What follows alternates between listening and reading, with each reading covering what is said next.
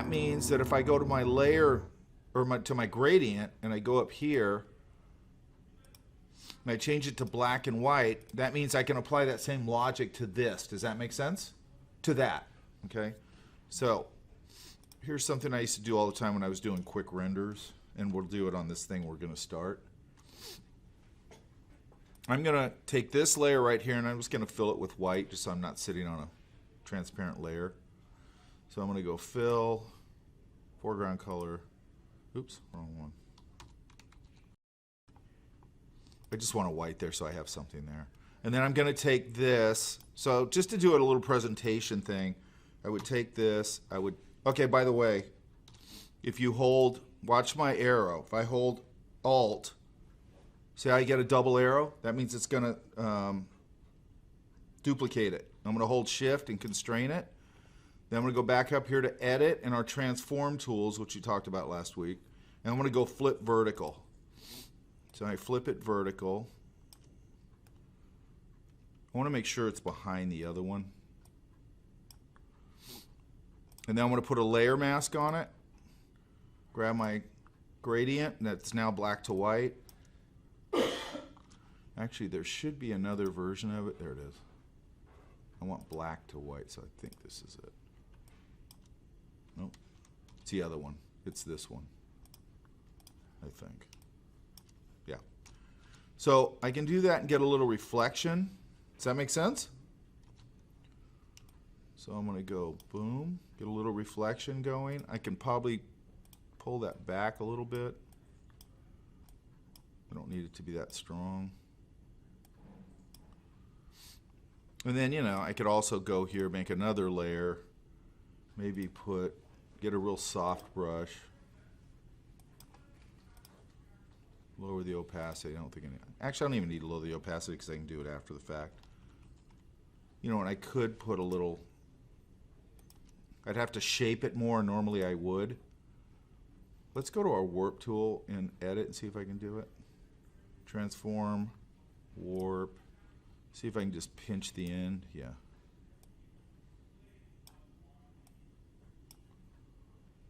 You know, I'm cheating it. I'm saying the light is directly above it, which is not the best light, but for this it's fine.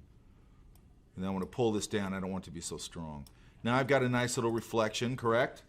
So I would do this a lot when I was doing a rendering for like a product or something. I was going to send it somewhere. If I was doing it presentation, this is a very quick way to do a presentation thing. Then I want to make another layer. And now I'm sitting over this white. So I'm just going to grab a color here. So let's grab this blue. And again, I'm just grabbing a blue because I can change it. So I'm not really that worried about it. And then I'm going to go back to my gradient tool. Now I'm going to go back to foreground to transparent color. Pull a background, and I'll just get this sort of seamless idea. Does that make sense? Yeah. And now I'm going to adjust that. Again, this is what I always do. I go, well, is that the best color? Then I go through here and go, what color do I like? And this is just going to give me sort of, I tend to go towards warmer colors, so I'm going to say that. And then maybe I'll desaturate it a little bit because it's a little strong. Just like that. And I got a nice little presentation that I can send off real quick. Does that make sense? Yeah. Okay. And we're just using the layer mask like we've done before, only we're using it with our black and white gradient. Yeah? Natana, you falling asleep? Okay. So let's look at this. So here's what you're going to have to do right off the, go ahead. Sorry. Okay, so you put the gradient on that other layer because you didn't want to put it on the layer obvious with the camera. Non-destructive. So it completely doesn't even touch the camera at all. No, watch. I'll show you. So this now is broken down, so I can alter all of this. And it could be as stupid as like if it was a presentation and I was throwing it past somebody else, they go, I don't like the orange background. I go, okay, who cares? Because then I can just go, all right, what do you want? You want blue? Look, there's blue. How about that? You know what I mean? But if I turn off the camera, turn off the reflection, turn off the thing, this is just on its own layer, and turn off the white, it's just sitting on its own layer. Right? So I just want to keep everything separate, because everything you do in this business, whatever you're doing, you better keep that file alterable. If I flatten, I see people do this all the time. They flatten the file and send it off or whatever, and I go, somebody's got to make a change on that. So now you got to start all over again because you didn't save the rendered file. What I would do is I would go up here and go File. Now they've changed this, so let's look at this.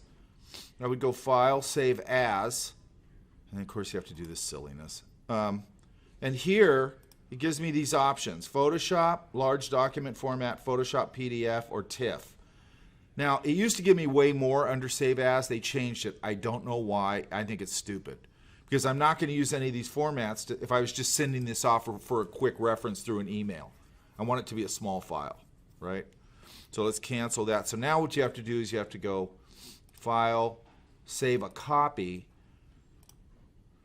and then it'll give me all these options. So I'd send it as a PDF or a JPEG or whatever. Let's go here, camera copy.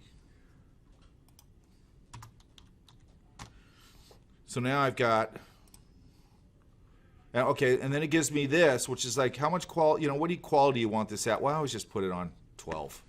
Why do I want it low quality? What does the quality go up to? Just 12. But I just always max it out. Because I don't want it to go on the other end and they're like, this thing's really fuzzy looking. That just looks really unprofessional. Yeah, and a small. So here it is right here. So this is, now this file, if you notice, now it's a background file because it's flat. It's a JPEG format. JPEG cannot exist with layers. It has to be flat. Then I can go right here to Image and Image Size. So just remember, if you want to know the image size, just go under Image. That's pretty easy to remember. Okay, I'm looking for something to do with the image. Image Size. And it's telling me it's 9, and I could change it here to pixels or whatever I want to do, but I like inches. It's 9 by 11. It's roughly letter size. The resolution is 72. That's great. So that means it looks pretty much like that, which is fine, but it's a very small file. This is probably 500 kilobytes or something. It's not hardly anything. And I want to send things, again, never send, when you're showing, the worst thing that starts to signal people, I think I've said this before, what starts to signal people you don't know what you're doing is when you send things like, hey, when somebody goes, hey, just send me over where you're at with this thing. And that's how I would do it. So the first thing you got to do here is go in with your pen tool and separate this. And the way I would do that is I would get in here pretty close.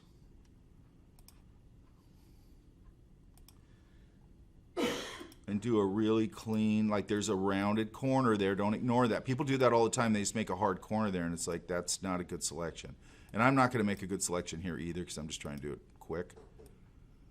But you got to come in here and really take your time, okay? Because you want a perfect selection, basically. Does that make sense? Now we go all the way around. And I know this is, I do it cleanly, obviously, and then close that thing. Does that make sense? And then once you select this, once I go to my pen and I select this, I control click on the thumbnail. Again, I'm going to have that same problem I just said where if I go, because I want to get rid of that background, I'm going to go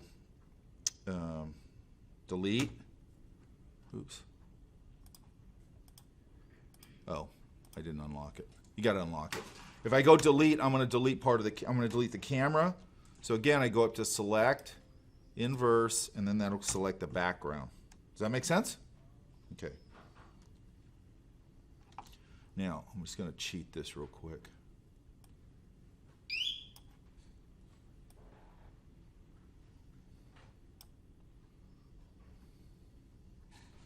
Let's just pretend that's a good selection, which it isn't.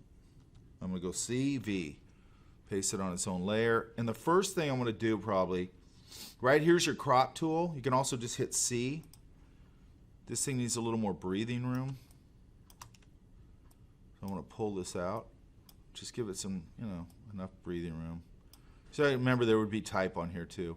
And the first thing I want to do is, you guys remember our edit, transform tools. I'd probably just, this is probably a good spot to use the perspective tool. and I can just grab this and I can just pull that up a little bit so it's not so pinched. Does that make sense? Yeah? Okay. So you can see the perspective tool works really good for that because it just pulls both of it in perspective, right? I could also go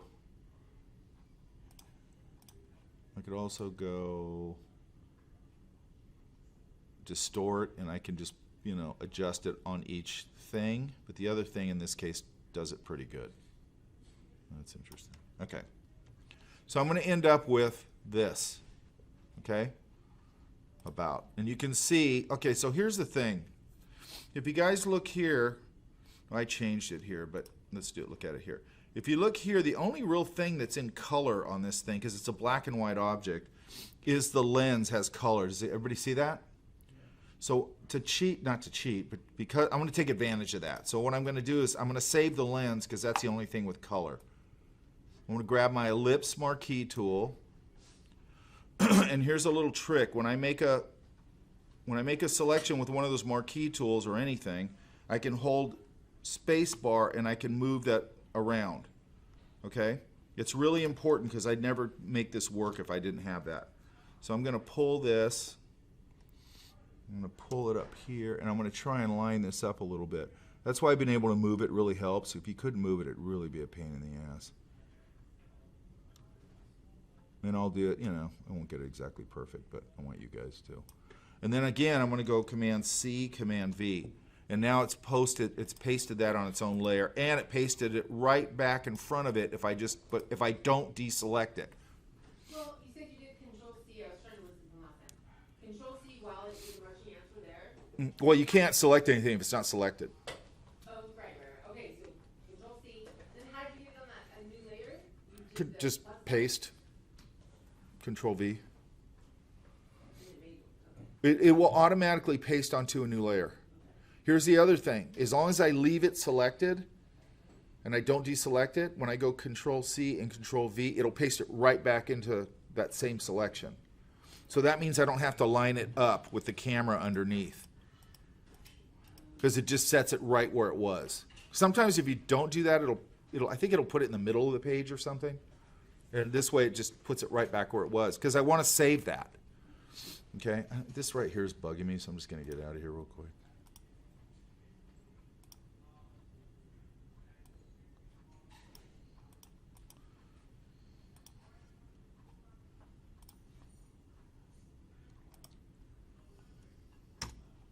Oops, got to be on the right layer. I'm on the wrong layer. That's good enough. You can see here too, there's a serrated edge, so make sure you notice that when you're doing your selection. You can see right here, it ate out this part right here, just ate it up. So I would normally fix that, obviously. Okay. So I actually, this one's still got a little bit of pinch perspective, but, oh, I haven't done this one, that's fine. I just want to show you a couple things on here. So I saved that. So I'm going to go up to, now, if you notice, I think you can see it up there. On the right, there's like, it's hard to see it up there. It actually looks warm up there almost. It's basically got a sort of coolish cast to it, but some areas are sort of warmish. Okay? It's a little hard to see up there because it's a little blown out. But that means that my surface is uneven. And that's partly because he's got a flash on one side, which probably has some sort of temperature. Then the room lighting probably has another temperature. So now I've got this object with different temperatures. Does that make sense? Which I don't want, because it's just, I want to control the lighting, because now I'm trying to make this thing look good. So I want to control the lighting. Does that make sense? Now in this case, it's not that hard because this object is black and white. Okay? And I've saved the color part, which is the lens, which is the part that I want to save. But I'm going to go to this camera and go Image, Adjustments, Hue Saturation. Now I'm just going to desaturate the whole thing. So now it's all one even sort of warmish tone. Okay, so I just eliminated that problem. Then the first thing I'm going to do probably is go in here. I should be able to work non-destructively. And here's another thing. You can see all this little schmutzy stuff in here, right? So I'm going to go in with, I should be able to do this just with my lasso tool, because this doesn't have to be totally perfect. But this is a pretty straight, So if you make a selection, Photoshop will only work within the selection. So I don't want to go outside of this. Now I could probably just use my healing tool. I can use my stamp tool. Let's try our spot healing brush. Ah, it's going to drive me crazy.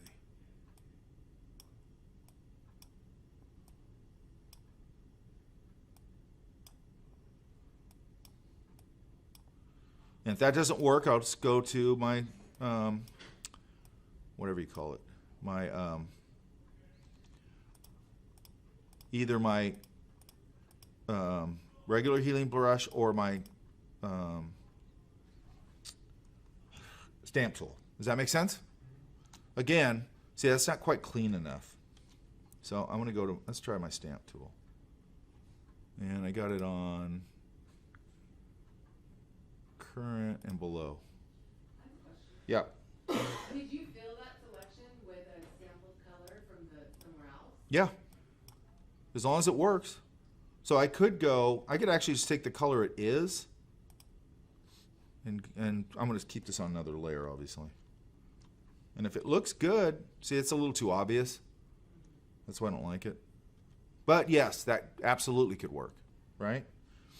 So I'd have to come in here probably and get a little more finessey, getting rid of that, either with my stamp tool or my healing brush tool. Okay? And I'd probably go to a smaller brush. So let's go back. Can you just pick the color, the right color, and then apply it there? Pick the what? You know, just pick from the good part and then apply it. We just did.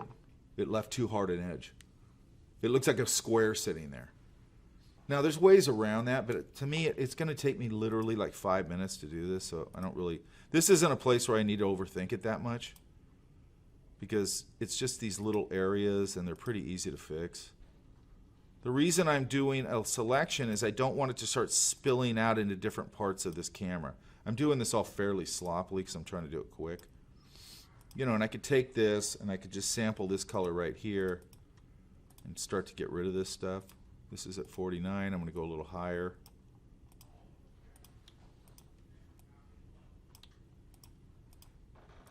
And also, I want to get rid of it over here. So once I get everything cleaned up, I want to make sure that edge is... I just want everything cleaned up, okay? And let's say that that looks okay. And it doesn't, but that's fine. Okay? Does that make sense? So you're going to want to go through here and go, you know, this is crappy looking, this is crappy looking. There's some spots up here. There's some spots in here that you might want to clean up. It's like, it almost feels like overspray, which is kind of weird. Now, let's say that, okay, so here's another, so let's take one area here and just get it kind of cleaned up.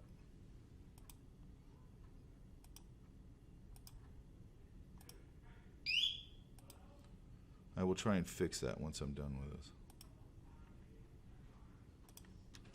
So I'm going to grab my stamp tool again, clean that up. So let's say that this is cleaned up over here. And I'd have to do this across different areas here. I'm going to try it, see if I can do it over this whole area right here.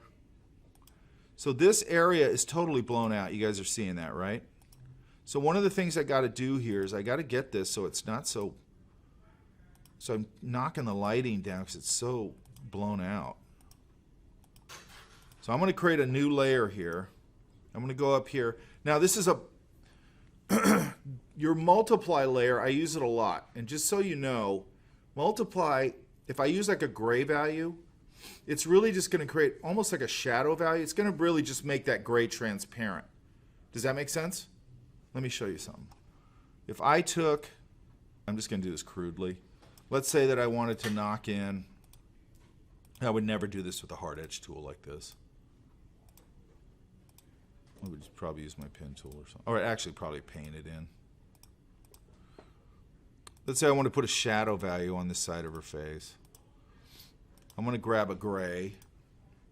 So right here in my swatches, I'll just grab this gray right here. I don't want to go too dark.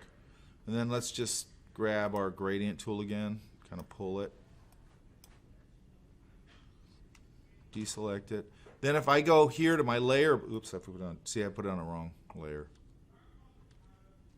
It needs its own layer. There we go. And let's pull this again. Oops. Let's say it there. I can go here to my overlay and go multiply. And you can see it just basically turns that into a shadow value. Does that make sense? So it essentially made that gray, transparent. It's pushing the reds a little bit too much. You can hardly, I don't know if you can see it up there. Yeah, up there it looks completely different. I'd have to soften this edge here. This edge is way too strong.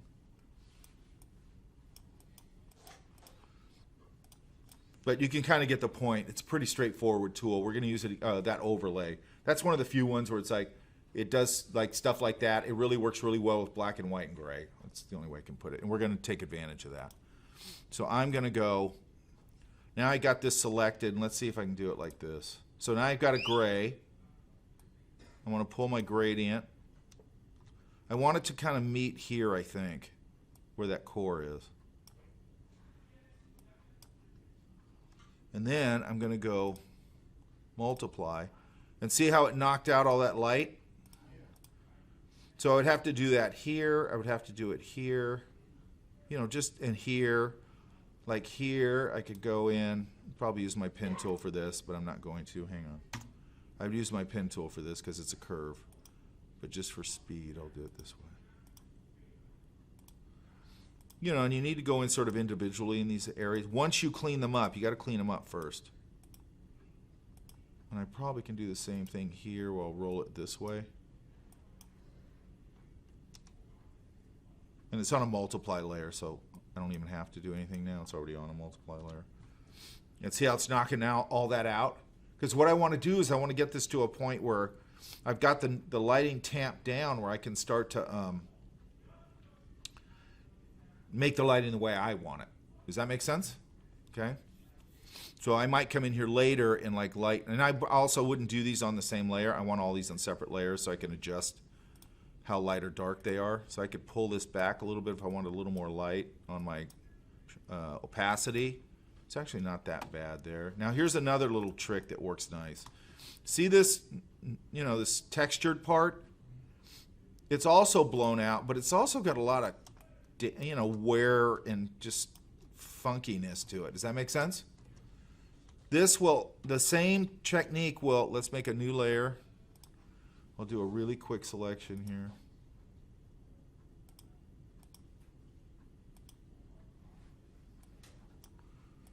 And I'd have to get that interior in there too. Well, I don't know if I do or not actually.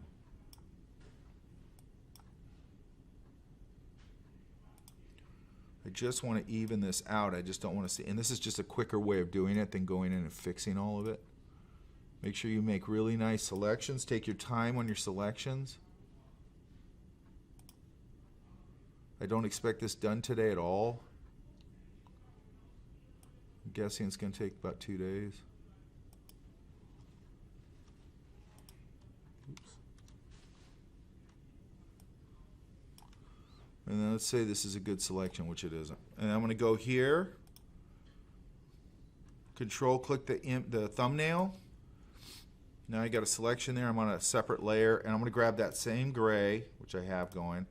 Grab my foreground to transparent, and I'm going to pull this over here. That might be enough. Let's go to multiply. Yeah. So you can see. That's weird. It's not deselecting for some reason. That's weird. Oh, there it is. You can see it sort of cleaned it up. Oops. You guys see that? So what it did is it just threw a kind of a gray value over it. And I can do this, especially here, because it's just black and white. It's not that hard to do. Now, here's another thing. We talked about this tool quite a while ago, so I don't expect you to remember it. But there's a tool here, the burn tool. This is a good place to use the burn tool. So you don't really notice it, but that Pentax logo is pretty... by the way, another thing I would probably do right off the bat before I even started any of this is I'd go up here to Image, Adjustments, Levels, and see if I can, if there's anything, it's too dark.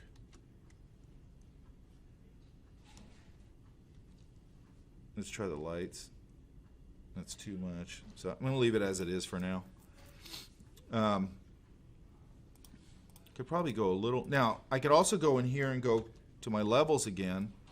If that gray needs to be a little darker, I could darken it up here in my levels instead of going back and keep refilling it with a different gray. Does that make sense? So I can always adjust it. So now it's starting to match this side a little better. Does that make sense? So now we're starting to get rid of that blown out insane lighting, right?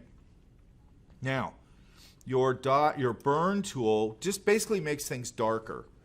But if you look right here, it gives you these options that you have to pick. Do you want it to affect the shadows, the midtones, or the highlights? And in here, I think I want shadows because I just want it to affect, I want to punch this Pentax logo. So if I just, let's go back to our original layer. And see how it just darkened it up and cleaned it up? Because it just made it darker. So it just makes it look newer. Does that make sense? Yeah. So choosing shadows means that you darken the shadows. The dark area. Darken the highlights. Yeah, and because this has got so much contrast, it can easily read it. If this was sitting on like a darker background, it probably would be trickier. Because if you notice over here, if I go over here to do, oops, if I go over here, right there, you see it's picking up the overspray around it?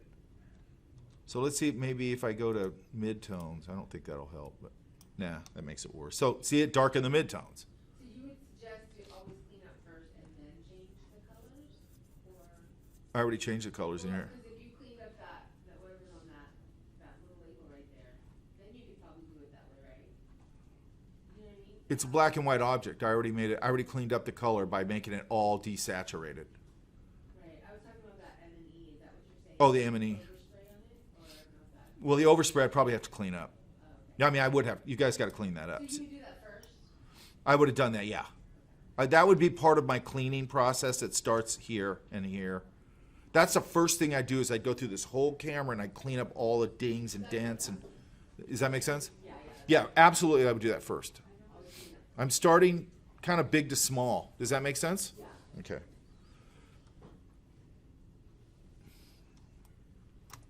And by the way, I'm recording this and I'll throw it up. Okay. And I should have fixed the pinch over here. Now, so you can use your, your burn tool there. You're going to have to clean all this up. Maybe you'll get lucky and be able to do it there. I had a student clean it up real nice once. I'm trying to think of what else I got to do here. Okay, so let's jump over here because this is one that's been, it's the same thing, right? Or is it? Yeah, it is. Oh, yeah. Okay, so everything's turned off here. So if you notice, it's back to looking pretty crappy. Let's get some of this turned back on.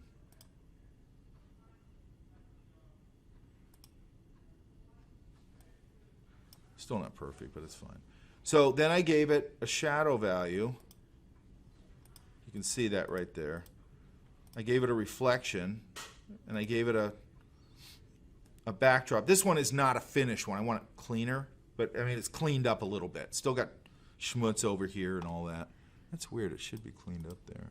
Yeah, it needs to darken up. It's getting a red cast in there too, which I need to get rid of. Let's see if we can do that.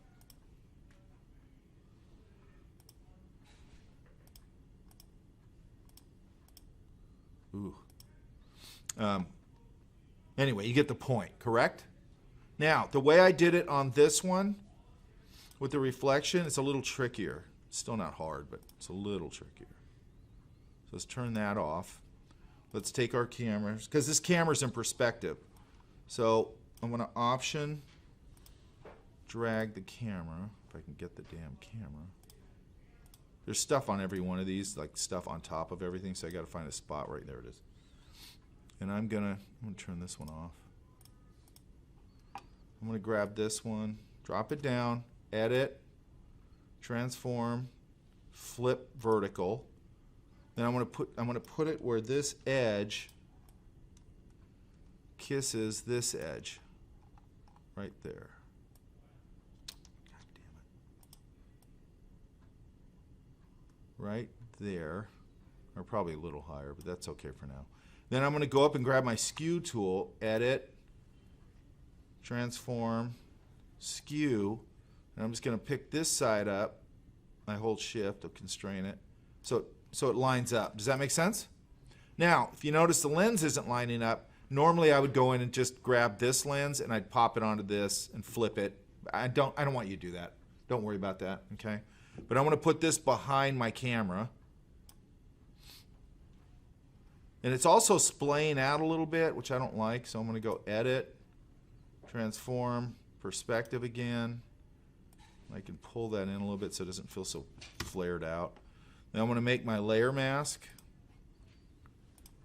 Go to black and white. And then just pull it down. And if I was doing a quick render where I was just showing somebody something, I probably wouldn't fix that lens perspective. Because for just a quick discussion, it doesn't matter. Does that make sense? So I'm going to go through here and clean all this up and get it all perfect. Does that all make sense? And we're just using the handful of tools that we've already used, okay? Now here's another thing. Because I saved this lens,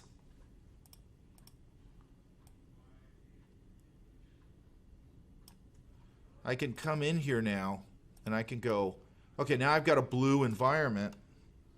So I've switched the lens to blue, making it a little more saturated. So I could say it's reflecting the environment, correct? But what I usually do is I'll come in here and go back to my hue saturation, and I'll come in here and I'll find something else that's like, I like to put like an amber color in there. I mean, it could be picking something up out here off camera, all this. But the reason I'm picking that is that orange, it's just an easy, orange is a complement to blue. Does that make sense? And it just pops out a little bit. I could desaturate it a little bit if I want, if I think it's too much. And again, how would I do that? I'd go to my adjustment layers. I'd go to hue saturation. And I'd go, let's try desaturating it. Yeah, that's a little better. And I'd say, okay, but I can go back and change that. If I go in tomorrow and go, oh, this is too desaturated. Now, here's another little trick I like to do. I grab my pen tool. I actually could grab, let's try this. I'm going to grab I'm going to try and line this up with the lens again. Doesn't have to be perfect. I want it a little smaller, like maybe there. So let's try that. It's actually not lining up there, but I'm not going to worry about it right now. And then I'm going to take, let's try this blue maybe. I might have to saturate it a little more. Then I'm going to grab my gradient again. I'm going to go back to this transparent thing. And I could get a little, start to get a little bit of a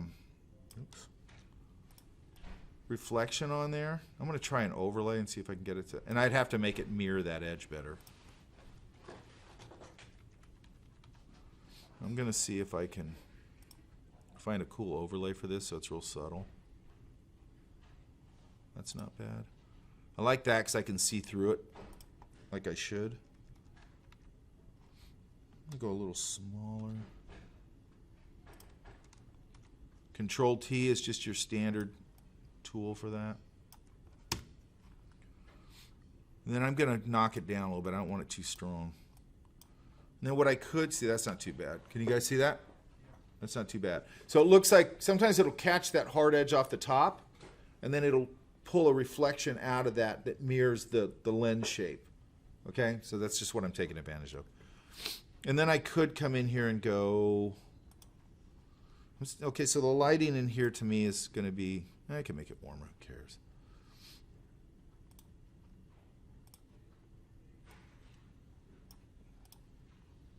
I got a soft, again, I'm going to put this on its own layer. You know, and I could put a little lens, whatever in there. Does that make sense? Now another thing I could do is here, now, because now let's say that this should be actually knocked down more. But let's say that it is. I'm going to grab my pen tool again.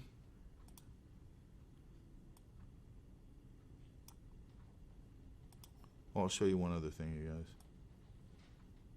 When I make a selection like this, let's say I go here, it'll save it in the work path for a while, but sometimes when you make selections, you might want to go back to that selection. You don't want to have to keep making that selection.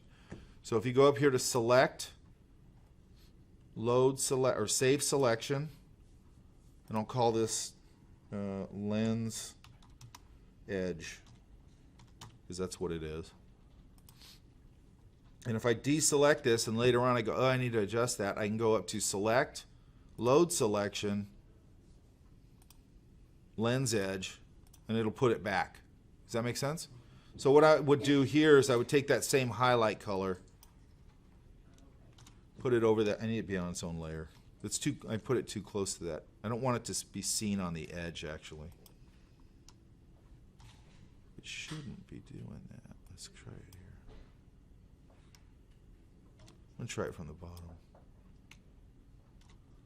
I might have to go to this one, let's see. That's better. So I went to this one. It just has that little beam down the middle because it was going too high up to the top. And then this, I might just be able to take this and knock it back. But see how now I'm starting to control the highlights myself? Yeah? I don't want it, what you don't want to do, by the way, is overdo lens or specular highlights. Does everybody know what a specular highlight is? A specular highlight is what I just put on the lens, that bing on the glass. Or if like you guys are behind a car on a summer day and the car in front of you has a chrome bumper and it's like got a glare on it, that's a specular highlight. So there's a normal highlight and then there's the super blasted that you get on glass, chrome, super bright, you know, looks like white. That's a specular highlight. Does that make sense? So this here is a specular highlight, that little bing thing. And then this one here I don't want to be a specular highlight. You know, I want it to highlight that edge. You know, but I want to get this knocked down in this process where I can then start to put the light in the way I want it, as opposed to it just being blasted out because that's the way that person shot it. Does that make sense? So what we're trying to do is get this to, it's also, I'd probably have to lighten up some of these areas, and here it's getting sort of lost. I might do that towards the end because, you know, like if I went like this, because again, I'm going to save this, but if I go, okay, let's say that I did all my changes on this and I go, I think it's looking pretty good. By the way, if you notice, that screw right there needs some help too. It's kind of beat up, okay? But if I was kind of going, okay, I think this is what everything I'm going to do on this part of it. I might go save a copy, save on your computer. And I just want to do this so I can flatten it and do a couple things to it, see if I like it. So I'm just going to make this, just make it a JPEG.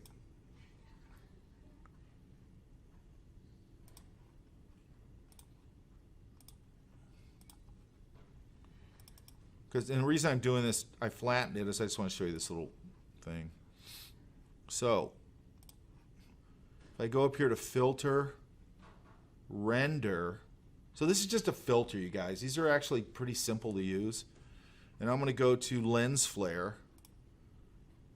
You can see it's got, you know, if I wanted to get crazy, I could put in that type of lens flare. That's way too much. But sometimes it isn't. Does that make sense? So let's look at a different one.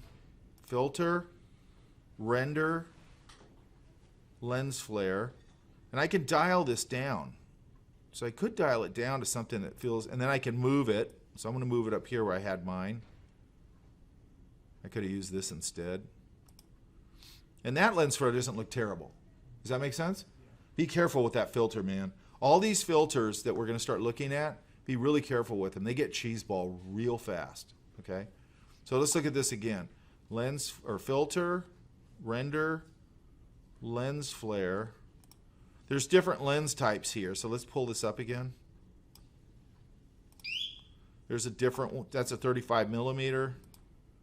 That's a 105. For whatever reason, it's a movie one. Let's go back to the 50. So a lot of times you can use this. Like, you guys ever see like wildlife photography? You'll see those sun flares popping into the shot. This is really good at doing that. So let's pull this up. Let's try a different one.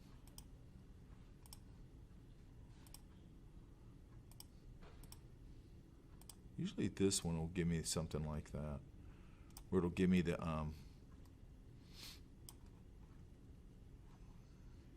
lens flare that'll pop into the scene. If you use it right, it can be a really effective tool. If you overdo it, it's really cheesy. This one actually probably looks like it worked best for this here. I want it to be subtle. Okay, so you can get that sort of naturalistic lens flare sort of look, but you want to be really, really careful with that. Okay, it can be really good, but here's the thing: you don't want people to look at your stuff and go, "Oh, there's a lens flare."